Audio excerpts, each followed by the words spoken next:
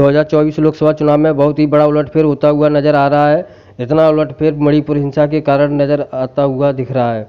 मणिपुर मामले में अभी तक मोदी ने कोई प्रतिक्रिया नहीं दिखाई है। 2024 का जो ताज़ा सर्वे निकलकर सामने आ रहा है उसमें बीजेपी का सुपड़ा साफ होता हुआ नजर दिख रहा है और महागठबंधन इंडिया की होगी जीत। हेलो दोस्तों, आपका स्वागत है हमारे चैनल खबरों के बाजार में। अगर हमारा चैनल अभी तक आपने सब्सक्राइब नहीं किया है तो सब्सक्राइब जरूर कर लें। दोस्तों, हम आपके लिए आज लेकर आए हैं 2024 में होने जा रहे लोकसभा चुनाव का महा ओपिनियन पोल सर्वे। इस ओपिनियन पोल में हम आपको बताएंगे 2024 में होने वाले लोकसभा चुनावों में अब की बार किस पार्टी की बनेगी सरकार।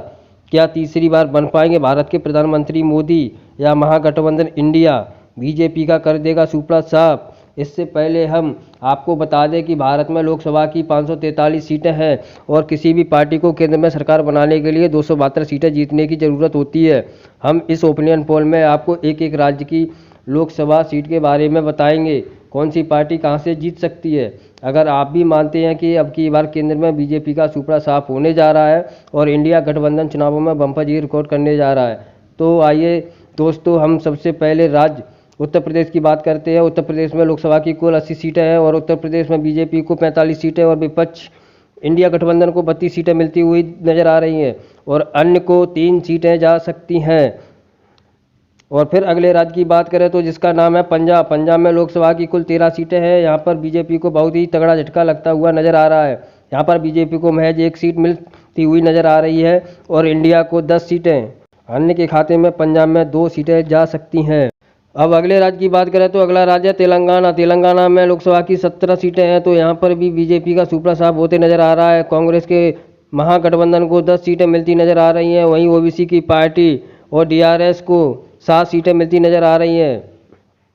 अब अगले राज्य की बात करें तो जिसका नाम है आंध्र प्रदेश। आंध्र प्रदेश में लोकसभा की 25 सीटें हैं। यहाँ पर बीजेपी के एनडीए दल को 3 सीटें मिल सकती हैं, जबकि कांग्रेस के महागठबंधन को 20 सीटें मिलती नजर आ रही हैं और अन्य के खाते में 2 सीटें जा सकती हैं।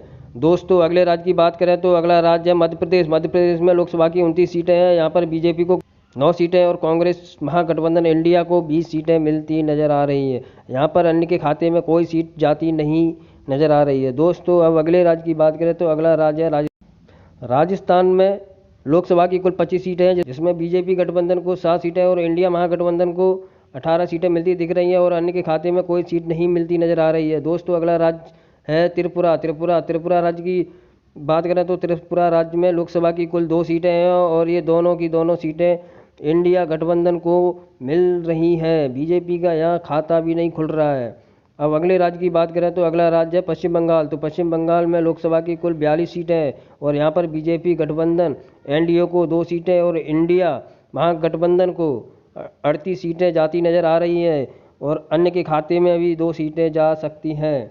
अब अगले राज्य की तरफ चलते हैं। अगला राज्य है हिमाचल प्रदेश। हिमाचल प्रदेश की बात करें तो यहाँ कुल 4 सीटें हैं और बीजेपी प्लस को 1 सीट मिल सकती है और इंडिया महागठबंधन को 3 सीटें जाती हुई नजर आ रही हैं। अब चलते हैं अगले राज्य की तरफ। तो अगला राज्य है कर्नाटक। कर्नाटक में लोकसभा की 28 सीटें हैं तो बीजेपी महागठबंधन एनडीए को यहाँ पर 3 सीटें मिलती हुई नजर आ रही हैं और कांग्रेस महागठबंधन को 20 सीटें मिल रही हैं और यहाँ पर अन्य के खाते में 5 सीटें जा सकती हैं। अब अगले राज्य की बात करें तो अगला राज्य है बिहार। बिहार में लोकसभा की कुल 40 सीटें और यहाँ पर मोदी जी और नीतीश जी का गठबंधन टूट गया है तो अब बिहार में बीजेपी प्लस को कुल 8 सीटें मिल सकती हैं। वहीं पर कांग्रेस महागठबंधन इंडिया दल को 32 सीटें मिलती नजर आ रही हैं। यहाँ पर अन्य के खाते में कोई सीट नहीं जा रही है। अब ले चलते हैं आपको महाराष्ट्र राज्य की तरफ की बात करें तो महाराष्ट्र में लोकसभा की कुल 48 सीटें हैं तो बीजेपी गठबंधन एनडीए दल को सिर्फ 16 सीटें मिलती दिख रही है और वहीं पर कांग्रेस इंडिया दल को 30 सीटें मिलती नजर आ रही हैं और अन्य के खाते में भी 2 सीटें जा सकती हैं। अब अगले राज्य की बात करें तो अगला राज्य है दिल्ली। दिल्ली राज्य में कुल 7 सीटें हैं और यहाँ की 7 सीटें अभी बीजेपी के पास है, लेकिन अब यहाँ माहौल बदलता हुआ नजर आ रहा है। दिल्ली में बीजेपी गठबंधन को सिर्फ 3 सीटों से ही संतुष्ट होना पड़ सकता है, बल्कि इंडिया दल को 4 सीटें मिलती हुई नजर आ रही हैं। अब अगले राज्य की बात करें तो जिसका नाम है असम। असम राज्य में लोकसभा की कुल 14 सीटें हैं, जिसमें बीजेपी के एनडीए दल को 6 सीटें और इंडिया महागठबंधन को 7 सीटें मिलती नजर आ रही हैं। और अन्य के खाते में भी 1 सीट जाने का अनुमान है। अब अगले राज्य की बात करें तो अगला राज्य है केरल। केरल में कुल 20 सीटें हैं और यहाँ पर तो बीजेपी का सुपड़ा साफ है और सारी की सारी सीटें कांग्रेस महागठबंधन इंडिया दल को जा रही हैं। अब अगले राज्य की बात करें तो अगला राज्य है हरियाणा। हरियाणा में लोकसभा की कुल 10 सीटें हैं और यहाँ 5-5 सीटें दोनों दलों को मिलती हुई नजर आ रही हैं। अब अगले राज्य की तरफ बढ़ते हैं तो अगला राज्य है जम्मू कश्मीर। यहाँ पर लोकसभा की कुल 6 सीटें हैं। यहाँ पर बीजेपी प्लस को 1 सीट और 5 सीटें इंडिया दल को मिलती हुई नजर आ रही हैं।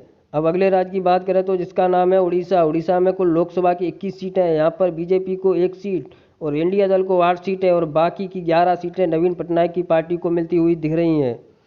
अब अगले राज्य की बात करें तो जिसका नाम है झारखंड। तो झारखंड में लोकसभा की कुल 14 सीटें और यहाँ पर बीजेपी महागठबंधन एनडीए को 2 सीट और 12 सीटें इंडिया दल को जाती हुई दिख रही हैं। अब अगले राज्य की बात करें तो जिसका नाम है गुजरात। यहाँ पर लोकसभा की कुल 26 सीटें और यहाँ पर बीजेपी को 20 सीटें मिलती हुई नजर आ रही हैं। इंडिया दल को 6 सीट मिलने का अनुमान है। अब अगले राज्य की बात करें तो अगला राज्य है तमिलनाडु। यहाँ पर लोकसभा की 39 सीटें हैं जिसमें से बीजेपी प्लस को सिर्फ 3 सीटें और इंडिया महागठबंधन को 36 सीटें मिलती नजर आ रही हैं। अब बढ़ते हैं अगले राज्य की तरफ तो अगला राज्य है छत्तीसगढ़। यहाँ पर लोकसभा की कुल 11 सीटें हैं जिसमें से बीजेपी को 3 सीटें और 8 सीट कांग्रेस महागठबंधन इंडिया दल को मिलती हुई दिख रही हैं। अब अगले राज्य की बात करें तो जिसका नाम है मेघालय। मेघालय राज्य में लोकसभा की केवल 2 सीटें हैं और ये दोनों की दोनों कांग्रेस के महागठबंधन इंडिया दल को मिलती हुई नजर आ रही है। यहाँ पर बीजेपी को एक भी सीट ना मिलने का अनुमान है। अब अगले राज्य की बात करें तो अगला राज्य है उत्तराखंड। उत्तराखंड में लोकसभा की कुल 5 सीटें हैं। यहाँ पर बीजेपी गठबंधन एनडीए दल को 2 सीटें और इंडिया दल को 3 सीटें जाती दिख रही हैं। अब बढ़ते अगले राज्य की तरफ जिसका नाम है मणिपुर। मणिपुर में लोकसभा की केवल 2 सीटें हैं और दोनों की दोनों सीटें कांग्रेस के इंडिया दल को मिलती हुई दिख रही हैं। लेकिन अभी मणिपुर राज्य में बीजेपी की सरकार है और मणिपुर हिंसा के कारण यहाँ की जनता मोदी नाम से भी नफरत करने लगी है। अब बढ़ते हैं अगले राज्य की तरफ जिसका नाम है मिजोरम। मिजोरम में लोकसभा की केवल 1 सीट है और यह 1 सीट इंडिया दल को ही मिलती नजर आ रही है। अब अगले राज्य की बात करें तो अगला राज्य है नागालैंड। यहाँ पर भी केवल 1 ही सीट है और यह भी सीट कांग्रेस के इंडिया दल के नाम हो सकती है। अब अगले राज्य की बात करते हैं जिसका नाम है गोवा।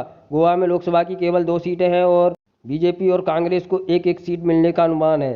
अब बात करते हैं एक और राज्य की जिसका नाम है सिक्किम और यहाँ पर लोकसभा की केवल 1 ही सीट है। यह सीट बीजेपी को मिलती नजर आ रही है। अब बढ़ते हैं एक और राज्य की तरफ जिसका नाम है अरुणाचल प्रदेश। अरुणाचल प्रदेश में लोकसभा की 2 सीटें हैं और यहाँ पर दोनों पार्टियों को 1-1 सीट मिलती हुई नजर आ रही है। दोस्तों यह था 2024 में लोकसभा चुनाव का ओपिनियन पोल। इस ओपिनियन पोल को देखकर बीजेपी की नींद उड़ चुकी है। इस ओपिनियन पोल के मुताबिक अब की बार केंद्र में इंडिया दल अपनी सरकार बनाती हुई दिख रही है। इस ओपिनियन पोल से कांग्रेस में खुशी का माहौल है। आप किसकी सरकार बनाना चाहते हो कमेंट में ज़रूर बताएं और हमारे चैनल खबरों के बाजार को सब्सक्राइब जरूर कर लें।